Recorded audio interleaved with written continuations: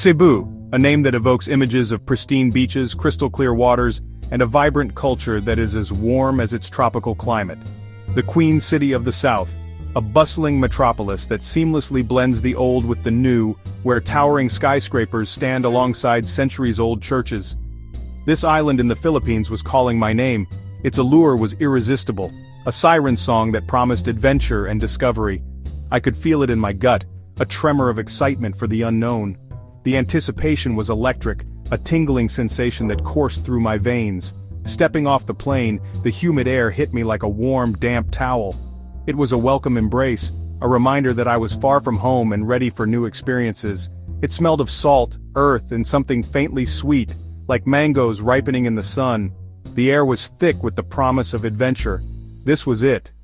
My adventure was about to begin. The island was a canvas, and I was ready to paint my story across its vibrant landscape. Cebu City, a bustling hive of activity, greeted me with a symphony of jeepney horns and the scent of street food sizzling on grills. The city was alive, a living, breathing entity that pulsed with energy. I dove headfirst into the chaos, eager to taste the city's pulse. The streets were a maze of sights, sounds, and smells, each corner offering a new discovery. The energy was infectious, a vibrant blend of old-world charm and modern hustle. It was a place where history and progress danced together in perfect harmony. I knew I was in for something special. Cebu was not just a destination, it was an experience, a journey that would leave an indelible mark on my soul. As the sun set over the island, painting the sky in hues of orange and pink, I felt a deep sense of gratitude. This was just the beginning of my island paradise adventure. My first stop was Magellan's Cross, a symbol of the island's complex history. This iconic landmark is not just a piece of wood encased in tindolo wood, but a living relic that has witnessed centuries of change. As I approached, I could see locals lighting candles, their faces illuminated by the flickering flames, each one perhaps whispering a silent prayer or wish. Tourists mingled around snapping photos, eager to capture a piece of history. The cross itself, housed in a small chapel, stands as a testament to the arrival of Ferdinand Magellan in 1521, marking the beginning of a new era for the Philippines. Housed in a small chapel, the cross, or what remains of it, stands as a testament to the arrival of Ferdinand Magellan in 1521. This event marked the start of Spanish colonization, a period that would shape the culture, religion, and history of the Philippines in profound ways.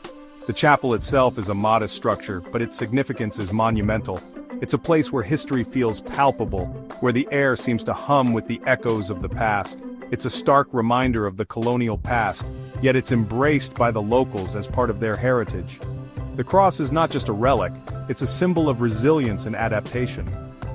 Filipinos visit this site not only to remember their history but to celebrate their enduring spirit. The surrounding area is filled with other historical sites, each telling its own story of the island's rich and varied past. Just a stone's throw away was the Basilica del Santo Niño, a grand church that whispered tales of faith and resilience. This basilica is one of the oldest and most revered religious sites in the Philippines. Its history dates back to the arrival of the Spanish, and it has been a cornerstone of Filipino Catholicism ever since. The exterior of the church is grand and imposing, a stark contrast to the humble chapel of Magellan's Cross, yet both are deeply intertwined in the narrative of Cebu's history. The air inside was thick with incense and the murmur of prayers. The interior of the basilica is equally impressive, with its high ceilings, ornate decorations, and the soft glow of candlelight. The atmosphere is one of reverence and solemnity, a place where the faithful come to seek solace and strength. I watched as devotees lit candles, their faces etched with a quiet devotion that transcended language barriers. Each flickering flame seemed to carry a prayer, a hope, a plea. The sense of community and shared faith was palpable, a testament to the enduring power of belief and tradition. In these moments, the history of the streets of Cebu came alive, not just as a series of events but as a living, breathing tapestry of human experience. Leaving the city behind, I ventured into the lush heartland of Cebu. My destination, Kawasan Falls. The roar of cascading water grew louder as I hiked through the jungle, the air thick with the scent of damp earth and vegetation. And then, I saw them. 3 tiers of waterfalls, their turquoise waters plunging into crystal-clear pools. It was a sight that stole my breath away. I took the plunge, the cool water washing over me, erasing the fatigue of the journey. It was pure exhilaration, a baptism in nature's grandeur. No trip to the Philippines is complete without experiencing the local cuisine.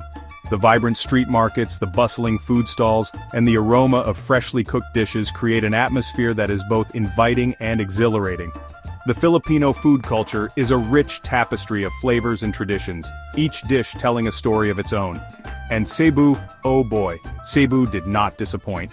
This city is a paradise for food lovers, offering a diverse array of culinary delights that cater to every palate. From the moment I arrived, I was greeted by the tantalizing sense of local delicacies wafting through the air. From street food stalls to humble eateries, the aroma of food, a symphony of savory and sweet, followed me everywhere. Each corner of Cebu seemed to have its own unique flavor, its own special dish that beckoned me to try.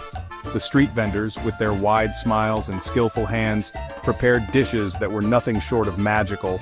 I devoured platefuls of lechon, the iconic roasted pig that is a staple in Filipino celebrations.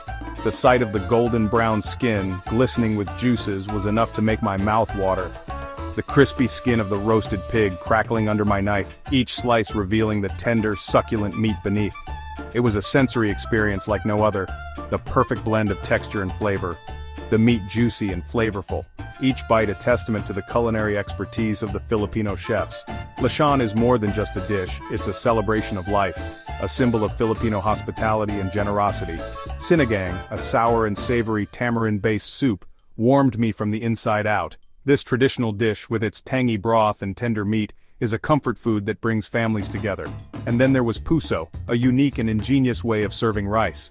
Steamed rice wrapped in woven palm leaves, puso is not just a side dish, but an integral part of the Filipino dining experience. Steamed rice wrapped in woven palm leaves, each bundle carefully crafted to preserve the rice's flavor and texture. Unwrapping a puso is like opening a gift, revealing the fragrant, perfectly cooked rice inside. The perfect accompaniment to any meal, puso adds a touch of tradition and authenticity to the dining experience. It's a reminder of the resourcefulness and creativity of the Filipino people. Each bite was an explosion of flavor, a harmonious blend of spices and ingredients that danced on my palate. The diversity of Filipino cuisine is a reflection of the country's rich cultural heritage and its people's love for good food. A testament to the Filipinos' love for good food, every meal is a celebration, a feast for the senses. The vibrant colors, the enticing aromas, and the bold flavors all come together to create an unforgettable culinary journey. In the Philippines, food is not just sustenance, it's a way of life, a source of joy, and a means of bringing people together. Section 5. The heart of Cebu, its people. But more than the sights and the food, it was the people of Cebu that truly captured my heart. Their warmth and hospitality were like a warm embrace, genuine and disarming. Everywhere I went, I was greeted with smiles as bright as the sun. From the jeepney drivers navigating the chaotic streets with a smile to the market vendors who shared their stories with a twinkle in their eyes, every interaction was a reminder of the Filipino spirit. They were proud of their heritage, eager to share their culture with a foreigner like me. Section 6. A serendipitous encounter. One evening, while wandering through a bustling night market, I stumbled upon a group of musicians. Their music, a mix of traditional Filipino folk songs and modern beats, drew me in. I sat with them, sharing stories and laughter over bottles of San Miguel beer. They told me about their lives, their dreams, and their love for their island home. It was a serendipitous encounter, a reminder that the best travel experiences often happen when you least expect them. Section 7. Beyond the tourist trail. The next day, I decided to venture off the beaten path. I hired a local guide, a man named Carlos, who promised to show me the real Cebu. We drove through rolling hills carpeted in emerald green rice paddies, the air thick with the scent of earth and blooming sampaguita. We visited secluded waterfalls hidden away in the jungle, their beauty unspoiled by throngs of tourists. We shared meals with Carlos's family, their humble home filled with laughter and the aroma of home-cooked food. It was a glimpse into a side of Cebu that few tourists ever get to see. Section 8. The lingering scent of adventure. As my time in Cebu drew to a close, I found myself reluctant to leave. The island had gotten under my skin, its vibrant culture and breathtaking beauty leaving an indelible mark on my soul. I carried with me the taste of lechon, the sound of laughter echoing through rice paddies, and the warmth of countless smiles. Cebu wasn't just a destination, it was an experience, a sensory overload that had awakened something within me. It was a reminder that the world is full of hidden gems, waiting to be discovered by those adventurous enough to seek them out. Section 9, The Call of Cebu. So, if you're looking for an adventure, a chance to experience a culture that's as warm and welcoming as the tropical sun, then book that ticket to Cebu. Explore its hidden waterfalls, savor the flavors of its cuisine, and lose yourself in the genuine hospitality of its people. You won't regret it, trust me. This is one journey that will stay with you long after you've unpacked your bags. Cebu is calling. Will you answer?